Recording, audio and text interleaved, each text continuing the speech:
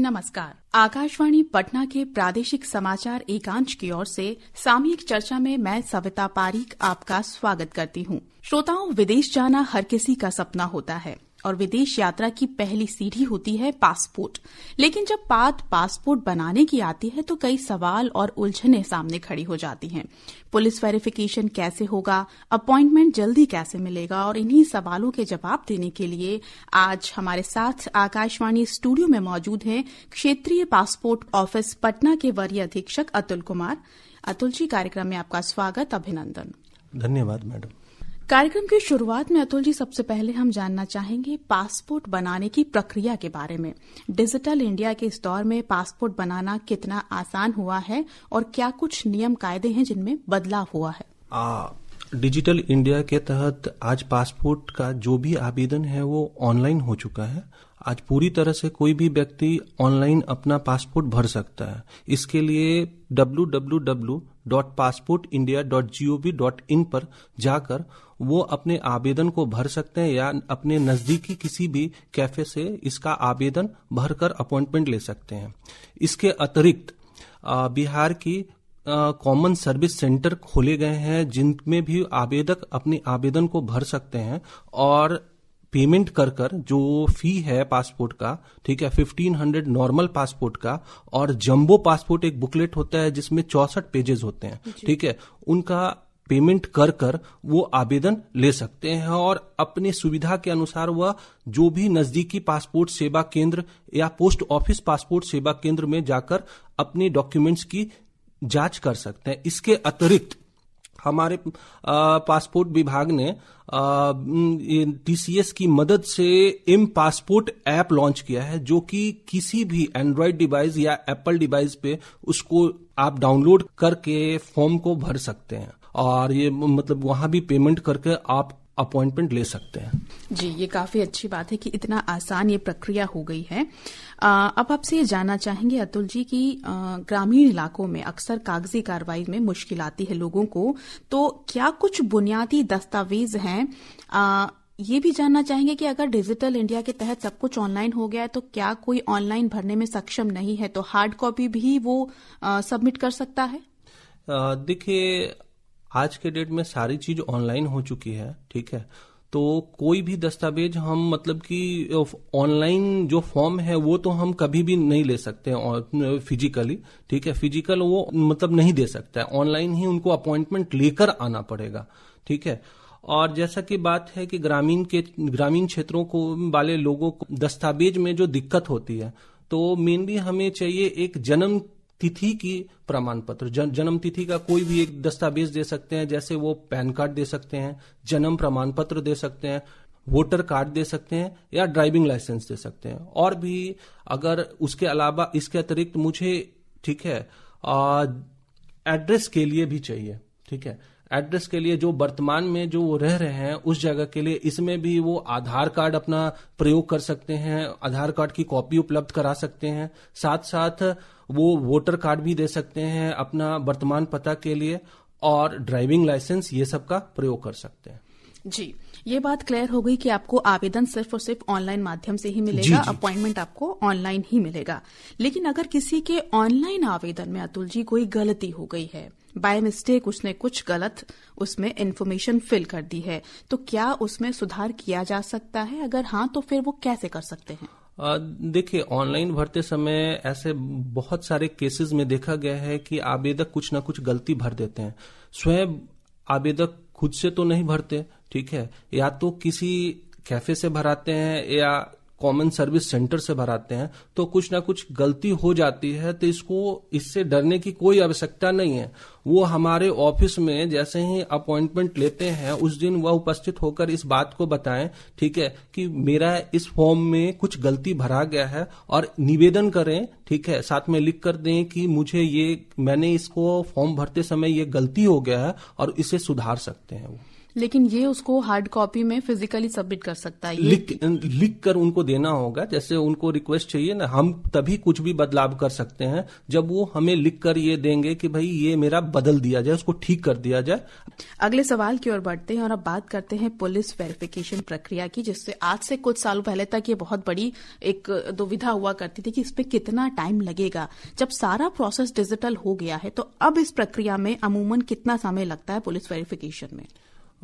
देखिए मैडम, जब police report ये जब आपका पासपोर्ट एप्लीकेशन है स्वीकृत किया जाता है पासपोर्ट ऑफिस के द्वारा, तो पासपोर्ट में पुलिस जांच के लिए यह तुरंत चला जाता है पुलिस के पास। सारे थाने को, जितने भी संबंधित थाने हैं, ठीक है, उनको एक टैब उपलब्ध कराया गया है जिसमें एम पासपोर्ट पुलिस ऐप दिया गया है, जिसके माध्यम से वो मतलब पुलिस जांच करते हैं।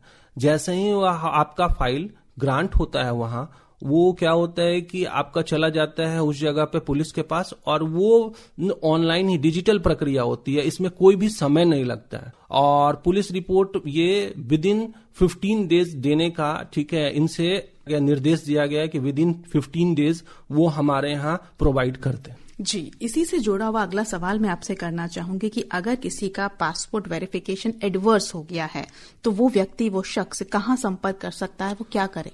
पासपोर्ट पुलिस रिपोर्ट, जब पासपोर्ट का पुलिस रिपोर्ट हुआ है और एडवर्स रिपोर्ट आया है, और हमारे ऑफिस से क्या होता है, जब एडवर्स रिपोर्ट उनका सबमिट किया जाता है तो एक लेटर हमारी तरफ से शो कॉज नोटिस उनको जारी किया जाता है, जिसमें यह कारण बताया जाता है कि भाई इन कारणों से आपका पुलिस रिपोर्ट एडवर्स हुआ है। फिर से दोबारा पुलिस रिपोर्ट कराने के लिए आप हमारे ऑफिस से संपर्क कर सकते हैं। आरपीओ पटना का इंक्वायरी अपॉइंटमेंट लेकर जा सकते हैं। साथ साथ आप ईमेल के द्वारा rpopatna.gov.in पे कर ईमेल के द्वारा हमें दोबारा पुलिस रिपोर्ट भेजने के लिए भी कह सकते हैं। जी, अब बात करना चाहेंगे अपॉइंटमेंट को लेकर होने वाली भीड़ को लेकर के। पटना रीजनल पासपोर्ट ऑफिस में अपॉइंटमेंट की भीड़ कम करने के लिए, उसको मैनेज करने के लिए क्या कुछ कदम उठाए गए हैं? देखिए मैडम, अभी की परिस्थिति ऐसी है कि अपॉइंटमेंट आज का कल लगभग सभी जगह मिल रहा है, ठीक है। जो भी पीएसके हैं उनमें स्लॉट है नेक्स्ट डे का अवेलेबल, लेकिन कुछ ऐसे पीओपीएसके हैं जिनमें अपॉइंटमेंट एक सप्ताह या उससे ज्यादा आ रहा है, तो उनमें मतलब ऑफिस का यही प्रयास रहता है कि वहां मोबाइल वैन भेजकर अपॉइंटमेंट को कम से कम दिन के अंतर्गत आने के लिए ये प्रयास किया जा रहा है। जी, बहुत शानदार प्रयास है कि अगले दिन अगर अपॉइंटमेंट मिल जा रहा है तो एक बहुत बड़ी उपलब्धि है। अगला सवाल अतुल जी करना चाहेंगे, डाकघर पासपोर्ट सेवा केंद्र। ये डाकघर पासपोर्ट सेवा केंद्र क्या है, किस तरह से पासपोर्ट केंद्र से ये अलग है, या उसमें किस तरह की सुविधाएं आम लोगों को मिल रही है? डाकघर पासपोर्ट सेवा केंद्र ये भारत सरकार की एक योजना है, पासपोर्ट आपके द्वार। इस योजना के अंतर्गत ये इसको खोला गया है, और इसमें जितने भी लोकसभा क्षेत्र हैं उसके डाकघर मुख्यालय में इसको खोलने की व्यवस्था की गई है। और यहाँ पूरी तरह से तो ऑफिस नहीं है, लेकिन व्यक्ति को, आवेदक को जाना ना पड़े उस ऑफिस में, पटना आने की आवश्यकता को कम करने के लिए यह डाकघर पासपोर्ट सेवा केंद्र खोला गया। यहीं उनका दस्तावेज वेरिफिकेशन हो जाता है। कितने उपयोगी साबित हो रहे हैं डाकघर पासपोर्ट सेवा केंद्र, और जो रीजनल पासपोर्ट ऑफिस है उस पर क्या दबाव कम कर पा रहे हैं? ये हम वहाँ का जो भी डाकघर पासपोर्ट सेवा केंद्र है उनका स्लॉट पूरा भरा रहता है। लोगों की भी कोशिश रहती है कि अधिक से अधिक वह अपने घर पर ही अपना पासपोर्ट का अपॉइंटमेंट लेकर वहाँ दस्तावेज वेरिफिकेशन के लिए चले जाएं। इससे लोड मतलब कि पीएसके का तो कम ही रहा है। जी, अब हम बात करेंगे एक ऐसे पासपोर्ट की जिसको हम तत्काल पासपोर्ट कहते हैं।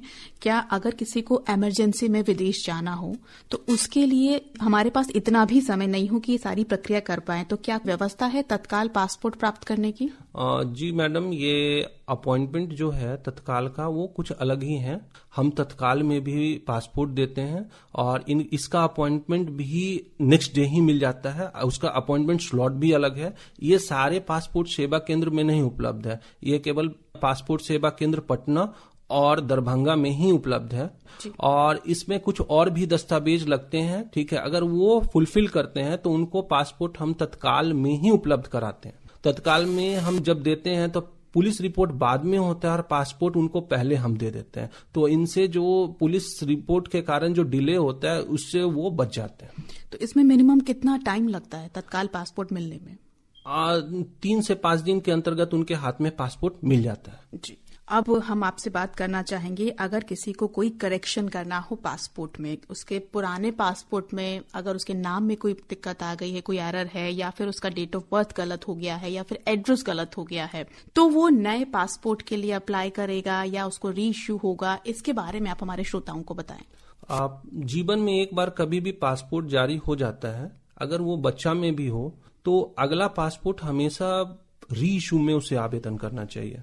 फ्रेश में उसे पासपोर्ट नहीं मिलेगा, ठीक है। और हमारे मतलब कि री इशू में आप बदलने की प्रक्रिया में आपको जाना पड़ेगा, उसमें ऑप्शंस उपलब्ध होते हैं। अगर आपको नाम बदलना है तो आप नाम बदलने को चूज कर सकते हैं, डेट ऑफ बर्थ बदलना है तो डेट ऑफ बर्थ बदलने के लिए चूज कर सकते हैं, और अगर पता भी बदलना है तो आप इसमें ऑप्शंस को चूज करके और हमारे यहाँ अप्लाई कर सकते हैं और संबंधित दस्तावेज देकर उसको ठीक करा सकते हैं। जी, और जिन लोगों का पासपोर्ट एक्सपायर हो गया है, उसकी जो लिमिट है वो एक्सपायर हो गई है, तो उन लोगों को क्या करना चाहिए? वो किस सेक्शन के तहत आवेदन कर सकते हैं? जिन लोगों का पासपोर्ट एक्सपायर हो गया है वो भी री इशू में ही आवेदन करेंगे।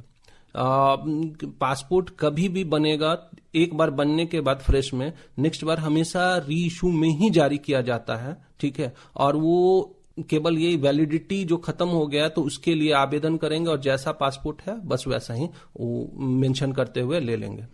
तो इस केस में पूरा आवेदन की प्रक्रिया वैसे ही होगी, वेरिफिकेशन, पुलिस वेरिफिकेशन होगा, या फिर थोड़ा कम समय लगता है इसमें?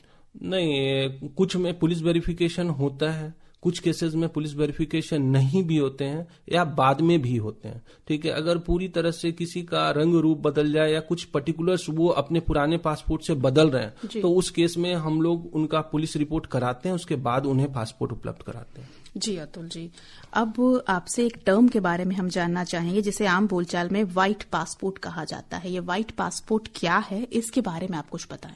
देखिए मैडम, ऐसा होता है कि पासपोर्ट खो जाता है, ठीक है। खोने के लिए तो भारत के अंदर खो जाए तो कोई ज्यादा बड़ी दिक्कत नहीं होती है, आदमी एफआईआर करके फिर से पासपोर्ट आवेदन कर सकता है। लेकिन ये जो व्हाइट पासपोर्ट है उसको आम बोलचाल की भाषा में आउट पास भी बोलते हैं और उसको इमरजेंसी सर्टिफिकेट बोला जाता है, जी, ठीक है। इमरजेंसी सर्टिफिकेट ये है जैसे कोई व्यक्ति का पासपोर्ट विदेश में खो गया और किसी तरीके से, ठीक है, या कोई एजेंट है जो उनका जो काम कराने के लिए ले गए हैं वो पासपोर्ट उनको उपलब्ध नहीं कराते, रख लेते हैं, उनको उपलब्ध नहीं कराते और किसी तरीके से वो हमारे भारतीय दूतावास को संपर्क करते हैं, ठीक है। तो संपर्क जब करते हैं तो हम उन्हें भारत वापस लौटने के लिए इमरजेंसी सर्टिफिकेट, जिनको सफेद पासपोर्ट भी बोलते हैं, ठीक है, उपलब्ध कराया जाता है एम्बेसी के द्वारा, जिसके द्वारा वो भारत आते हैं।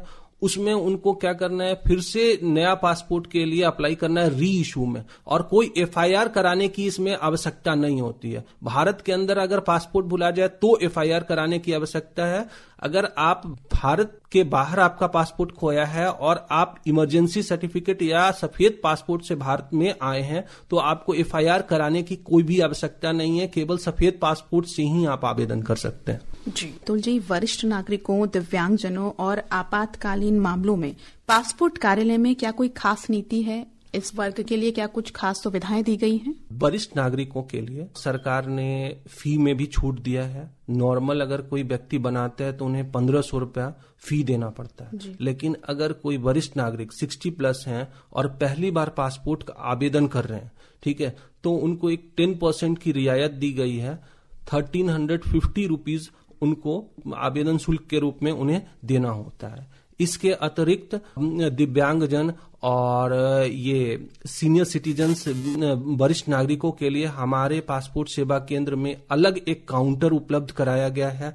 अलग एक टोकन दिया जाता है जो कि फास्ट प्रोसेस हो जाता है उनका टोकन, और साथ में व्हील चेयर और स्केलेटर की भी सुविधा उपलब्ध कराई गई है, जिनसे मतलब कि उनका काम जल्द से जल्द हो जाए। और आपातकालीन पासपोर्ट के लिए मैडम उन्हें तत्काल सेवा उपलब्ध कराई गई है। तत्काल में वो पासपोर्ट अप्लाई करेंगे और पासपोर्ट ले सकते हैं। जी, इस वर्ग के लिए काफी कुछ सुविधाएं पासपोर्ट कार्यालय की ओर से दी जा रही हैं। अब आखिरी सवाल की ओर हम बढ़ रहे हैं अतुल जी।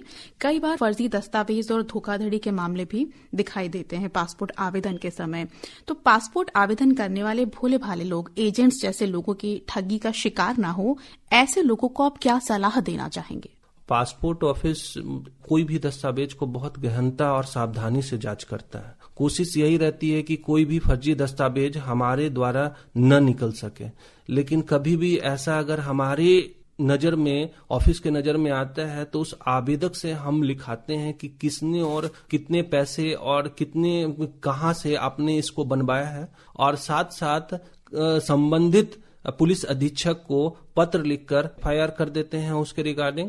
और ऐसे कई मामले अभी मिले भी हैं जिनमें एफआईआर किया गया और जो दोषी थे जिन्होंने गलत कागज बनाया है उसके लिए वो जेल के पीछे भी गए हैं। और साथ में ठगी से बचने के लिए जो भी कानूनी रूप से जो भी प्रक्रिया है उसमें पासपोर्ट ऑफिस हमेशा मतलब लगी रहती है। जी, बहुत बहुत शुक्रिया अतुल जी, इतनी महत्वपूर्ण जानकारी हमारे श्रोताओं के साथ इतने आसान शब्दों में साझा करने के लिए। धन्यवाद मैडम।